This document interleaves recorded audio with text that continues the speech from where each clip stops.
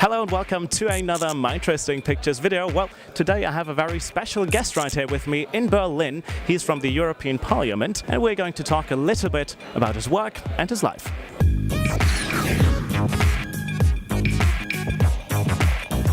As I said, a very special guest, Wieland, that's your name. Could you maybe just introduce yourself? What do you do? You're from the European Parliament. Who are you? What do you do? Wieland, I'm a German member of the European Parliament since 1997. I came into Parliament in midterm. In legal life, I'm in real life, I'm a legal skill person. I'm a licensed lawyer. I'm still a licensed lawyer, but I do not earn money with that since about 17 years.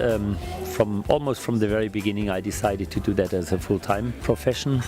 And in 2009, I was elected to one of the 14 vice presidents of the European Parliament. Personally, I come from Stuttgart, a little village right next to Stuttgart, so southwest Germany, and I'm a member of the EPP group. You're one of 14 vice presidents.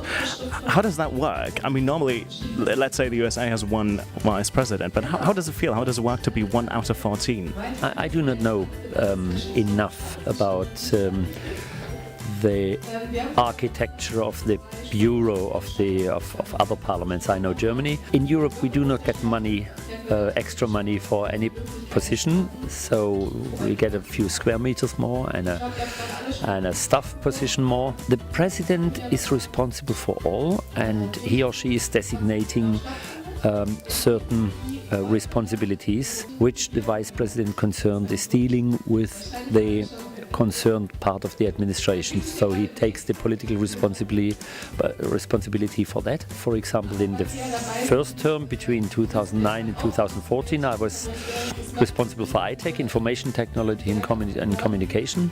And now I'm together with an Italian vice president colleague responsible for the whole budget of the parliament and for the buildings policy. How does a perfect day in your life as a member of the parliament, as a vice president, how does a perfect day look like? Well, if I pick out the Thursday, I had a working breakfast with President Schulz and some others until 9. Then I had telephone calls, and then we had the séance solennelle with the Tunisian president in the parliament. Then we had votings, and after the votings I have also telephone appointments, and I had meetings with colleagues and staffers of the political groups. And how would a very bad day look like? So what does need to happen for you to say, gosh, now I'm finished, that's a very bad day? Most things are if your whole schedule turns because you miss a flight or something like that, and all appointments your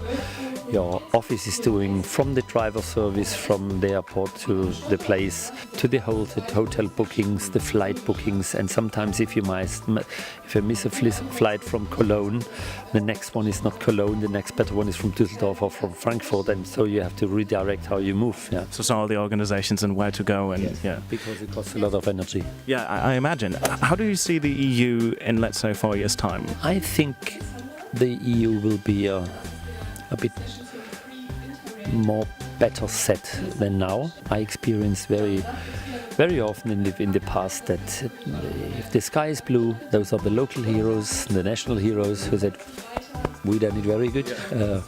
Only the stubborn bureaucrats in Brussels, and only if it comes to crises, then they understand we can only resolve it together, and they start to collaborate whether they really want it or not. The new thing in the moment is that we have several crises at a time, but all these crises are not the crisis of the European Union as an institution. Those are the crises of the national states, and we have to overcome that. I believe that it will succeed, possibly only with an avant-garde of member states, but I think we will, at the end of the day, by mid of 18, we are going to see a step forward.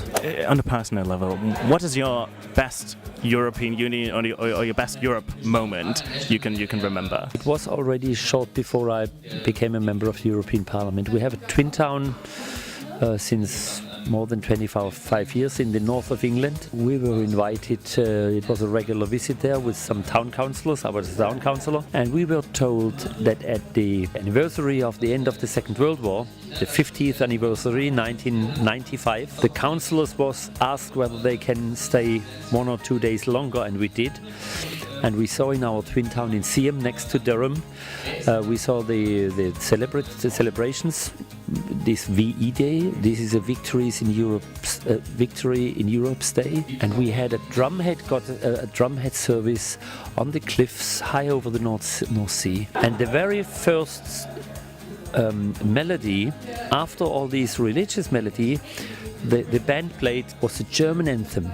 And I stood there and cried. It was a personal sign that the guests from Germany are there at this very day. I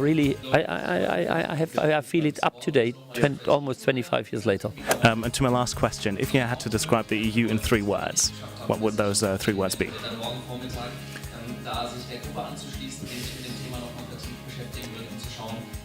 Innovative, because we never did it like this in the times before 1945. Still too less competitive, and possibly a bit sleepy. What the new technologies in terms of digitalization are questioned, and possibly sometimes too much in doubt. Well, I guess, yeah, that's very... These were 4, but hey, you know, EU is maybe a bit more than 3 words anyways. Well, thank you very much for being with me here at the in Berlin, by the way, at the Werkstatt from the... Yes, exactly.